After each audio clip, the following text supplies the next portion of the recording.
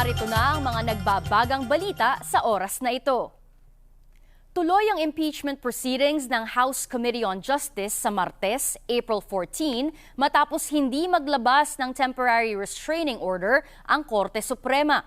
Ayon kay House Justice Committee member at Bicol Saro Party List Representative Terry Redon, inaasahang ilalatag ang mga ebidensya kabilang ang SALN ni Vice President Sara Duterte at ang pagharap ng nagpakilalang bagman ni Duterte na si Ramil Madriaga.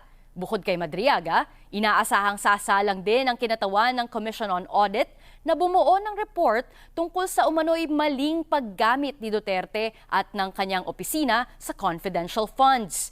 Nilinaw ni Justice Committee Chair Jervil Luistro na walang mangyayaring cross-examination sa kanilang pagdinig dahil isasagawa ito sa mismong trial sa Senado.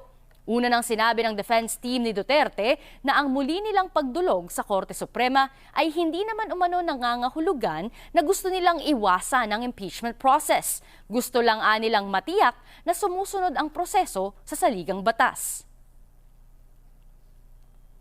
Nasunog ang nasa 40 ektarya na tambakan ng basura sa Navotas City nitong Biyernes ng gabi.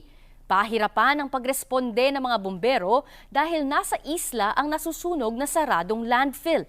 At dahil hindi makatawid ang mga fire truck, gumamit pa ng fireboats ang mga otoridad para apulahin ang apoy.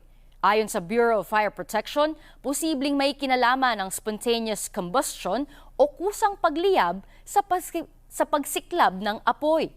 Dagdag pa ang mga itinapong flammable materials sa dump site. Wala namang nasaktan sa insidente.